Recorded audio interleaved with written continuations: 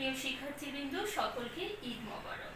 করোনাকালীন দুর্যোগের সময় সকল শিক্ষা প্রতিষ্ঠান বন্ধ থাকার কারণে আষ্টা মহামায়া পাঠশালা উচ্চ বিদ্যালয়ে অনলাইন কার্য ক্লাসে সবাইকে স্বাগত। আমি জেনাস পারভিন, সহকারী শিক্ষক, আষ্টা মহামায়া পাঠশালা উচ্চ বিদ্যালয়। এই কার্যক্রম গ্রহণ করার জন্য আমাদের অত্র বিদ্যালয়ের প্রধান শিক্ষক এবং সহকারী সকলকেই আন্তরিকভাবে অভিনন্দন এবং কৃতজ্ঞতা প্রকাশ করছি। আজকে আমার ক্লাস অষ্টম শ্রেণীর শিক্ষার্থীদের জন্য এবং বিষয়টা হলো বিজ্ঞান। তোমরা বোর্ডের দিক দেখে বুঝতে পারছো, আজকে আমরা ষষ্ঠ অধ্যায়ে পরমাণুর গঠন নিয়ে আলোচনা করব। পরমাণু সম্পর্কে প্রাথমিক ধারণা তোমরা 6-7 পেয়ে গেছো। তো এটাকে আসলে আমরা বিস্তারিত জানবো এই ক্লাসে এসে, এবং আরো বিস্তারিত জানবে যদি তোমরা বিজ্ঞান নিয়ে পড়াশোনা করো। পরবর্তীতে যখন তোমরা 9, 10 এবং অনার্স কলেজে যাবে। তো যাই হোক, পরমাণুর গঠনে এর একটা ছোট্ট ইতিহাস আছে। আমাদের অনেক সময় মনে হয় যে পরমাণুর গঠন সম্পর্কে তোমরা জানো, এর মধ্যে ইলেকট্রন, প্রোটন, নিউট্রন একটু পড়ে এসেছো তোমরা 6-7। তো এটা আসলে এত সহজে হয় নাই। পরমাণু গঠন সম্পর্কে সবার প্রথম যে বিজ্ঞানী ধারণা প্রকাশ করেন একজন দার্শনিক, ডেমোক্রিটাস।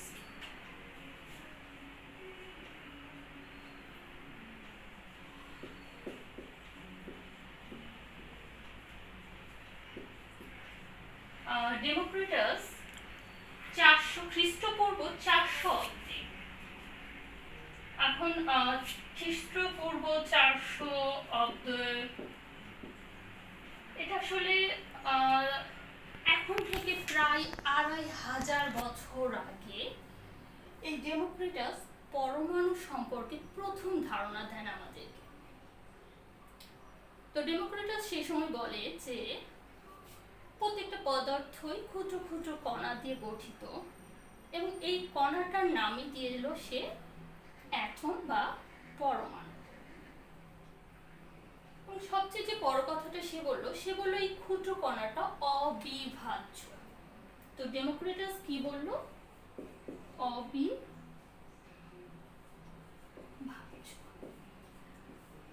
অর্থাৎ এই পরমাণুটা আর ভাঙা যাবে না।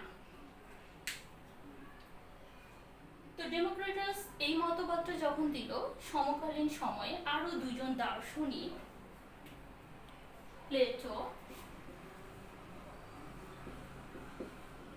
ও অ্যারিস্টটল,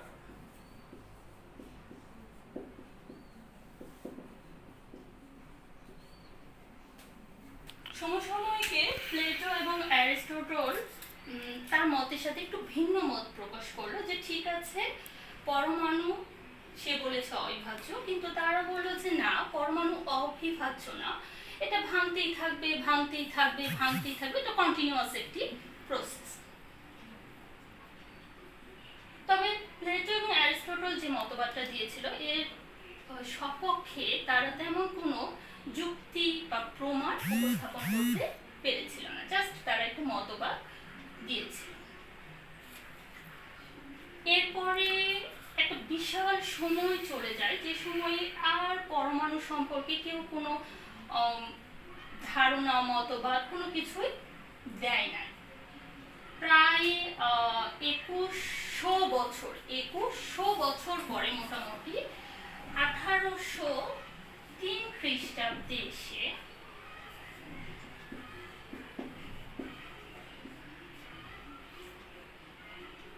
জন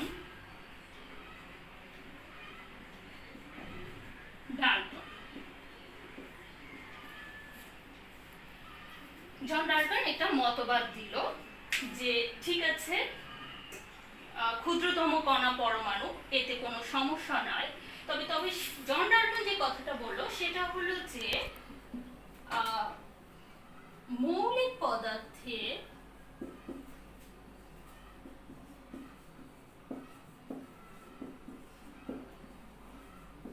ক্ষুদ্রতম কণা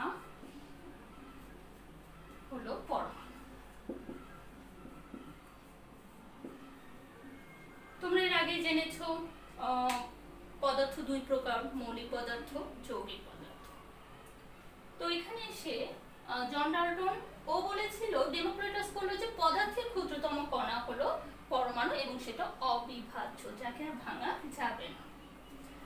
জন ডাল্টন এসে সে একটা পরীক্ষালব্ধ প্রমাণ দিয়েছিল। সে একটা কথা বলে নাই শুধু, সে বলেছিল যে হ্যাঁ, ক্ষুদ্রতম কণা পরমাণু, তবে মৌলিক পদার্থের ক্ষুদ্রতম কণা হলো পরমাণু। এবং সে ডেমোক্রিটাসের সাথে একমত যে পরমাণুকে ভাঙা যাবে না, মানে এটা অবিভাজ্য। ওকে, তার মানে অবিভাজ্য।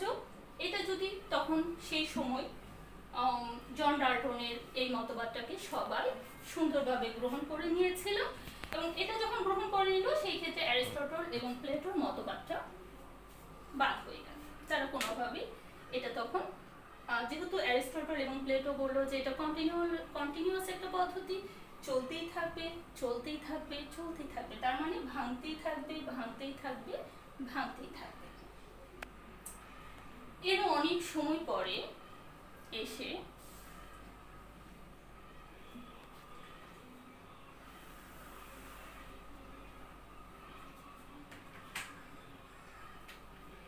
রাদারফোর্ড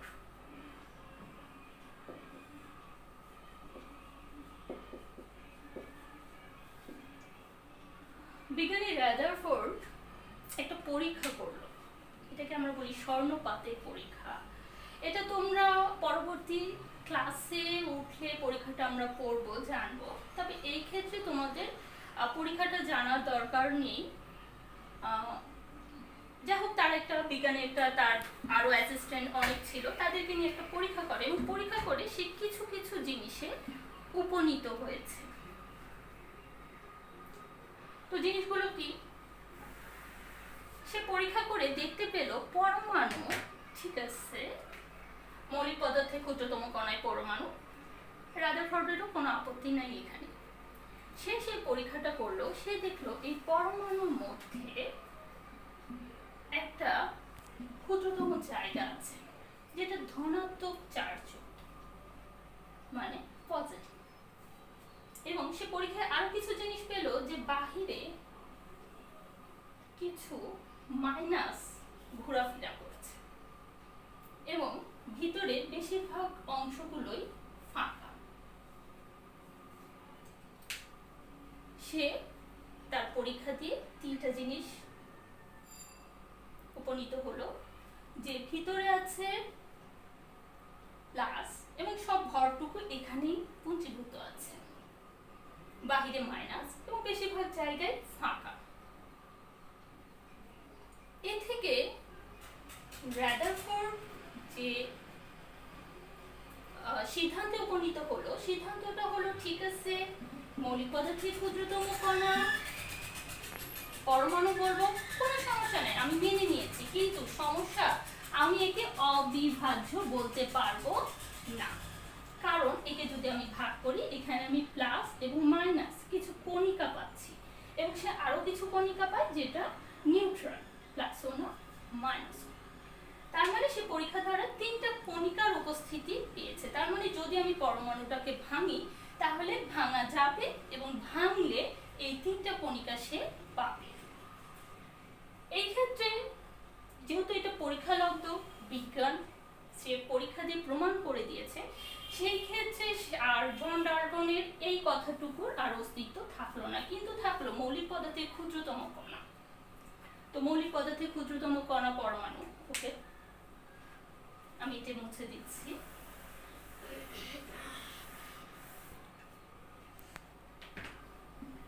এখন মৌলিক পদার্থের ক্ষুদ্রতম কণায় সে কি কি পেল? মাইনাস, ঋণাত্মক চার্জযুক্ত কিছু কণিকা পেয়েছে, যেটা বলছে ইলেকট্রন। কিছু প্লাস পাচ্ছে, যেটাকে সে প্রোটন বলছে, এবং কিছু কণা পেয়েছে যেটা ধনাত্মক নয় ঋণাত্মক কণা, যেটাকে আমরা বলছি নিউট্রন।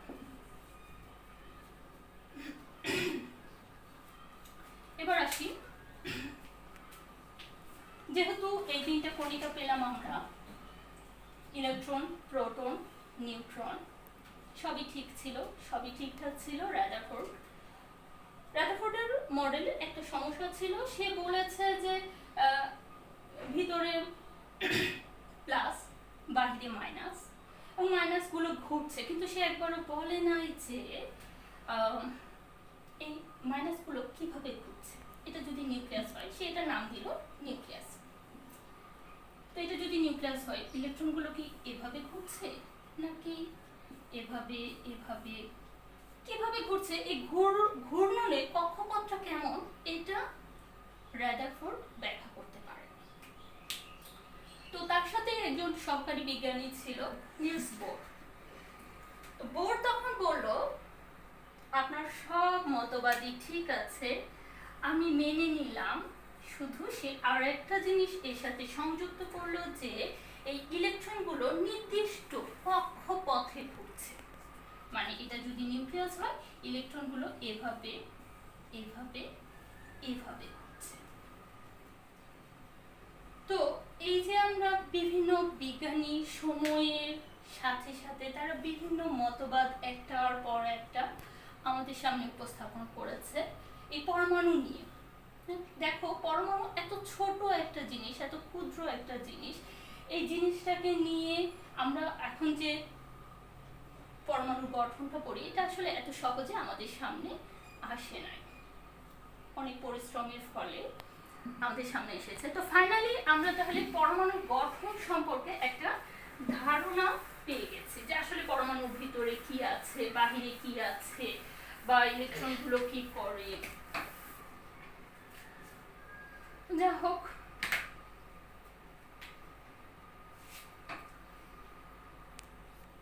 তাহলে আমরা কি কি দেখলাম? পরমাণু, এটা যদি পরমাণু হয়, এখানে এটা পরমাণুর নিউক্লিয়াস। তো নিউক্লিয়াসের মধ্যে কি কি থাকে? নিউক্লিয়াসের মধ্যে প্রোটন থাকে, আর কি থাকে? নিউট্রন থাকে। আর ইলেকট্রন কোথায় থাকে? এভাবে ইলেকট্রন ঘুরছে। তাহলে আর আরেকটা জিনিস পেয়েছিলাম, যে এর বেশিরভাগ জায়গাগুলোই ফাঁকা। তাহলে পরমাণুর কেন্দ্রে আছে প্রোটন, নিউট্রন, এবং বাহিরে ইলেকট্রনগুলো ঘুরছে। এখন আরেকটা কথা এখানে, যেটা রাদারফোর্ড বলেছে, যে পরমাণুর সকল ভরই এর কেন্দ্রে পুঞ্জীভূত থাকে। এখন তোমাদের মনে প্রশ্ন আসতে পারে, যে তার মানে কি এই ভরটাই পরমাণুর ভর? এই ভরটাই যদি পরমাণুর ভর হয়, তাহলে এগুলো কি? এগুলোর কি কোনো ভর নেই? এগুলোর ভরকে আমরা কেন কাউন্ট করছি না? কেন আমরা ইলেকট্রনের ভরকে পরমাণুর ভর হিসেবে গণনা করি না? এর একটা ছোট উদাহরণ তোমাদেরকে দেওয়া যায়। অনেক সময় আমরা যখন ওজন মাপতে কোনো মেশিনের উপর দাঁড়াই, তখন কি হয়? ধরো আমার চোখে একটা চশমা আছে, তো আমি কিন্তু এই চশমাটা খুলে আমার ওজনটা মাপি না। আমি কি করি? আমি চশমা পরে ওজন মাপতে দাঁড়িয়ে যাই, কিংবা অনেক সময় স্যান্ডেল পরে উঠে যায়। এর অর্থটা হলো, আমার পুরো ভরের তুলনায় ওই চশমার ভর অথবা ওই স্যান্ডেলের ভরটা খুবই নগণ্য, এটাকে আমরা কাউন্ট করি না। ঠিক আছে, এটাতে এমন কোনো 19-20 না। ঠিক একইভাবে এই প্রোটন আর নিউট্রনের ভর নিউক্লিয়াসের মধ্যে পুরো ভরটা এখানে। ইলেকট্রনের ভর এতটাই নগণ্য যে আমরা আসলে এটাকে বাদ দিয়ে এই ভরটাকে পরমাণুর ভর হিসেবে গণনা করি। তো যাই হোক, এই এখন পর্যন্ত আমরা পরমাণুর গঠন সম্পর্কে যে ধারণাগুলো পেলাম, সেটা হলো, দেখো ছবিটার দিকে, পরমাণুতে 3টা কণিকা থাকে, প্রোটন, নিউট্রন, ইলেকট্রন।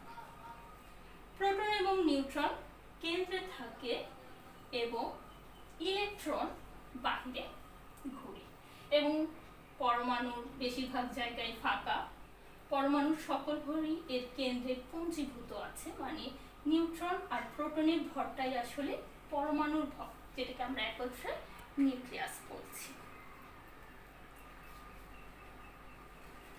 আমার মনে হয় তোমাদের এই সম্পর্কে একটি ধারণা হয়ে গেছে যে পরমাণুর গঠন।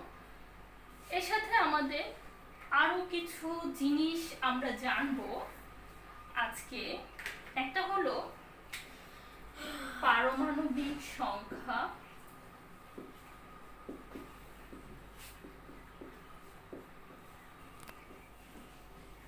আর পারমাণবিক ভর।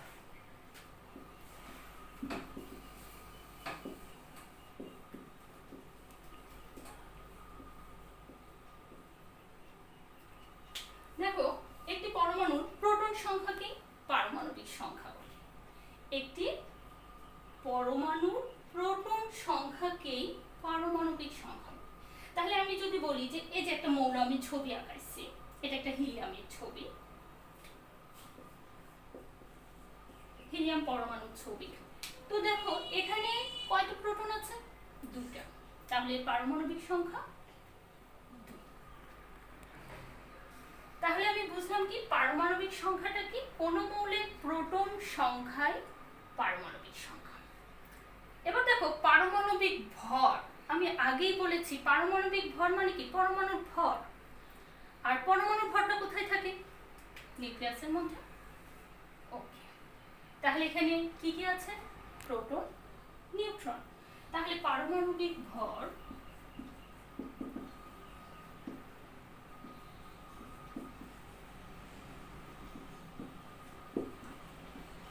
সমান সমান প্রোটন সংখ্যা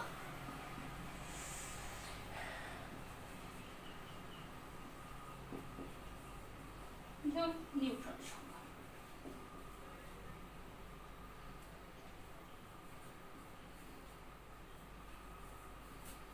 তাহলে আমাকে বলো এই মৌলটার ভর সংখ্যা কত হবে? 2টা প্রোটন, 2টা নিউট্রন।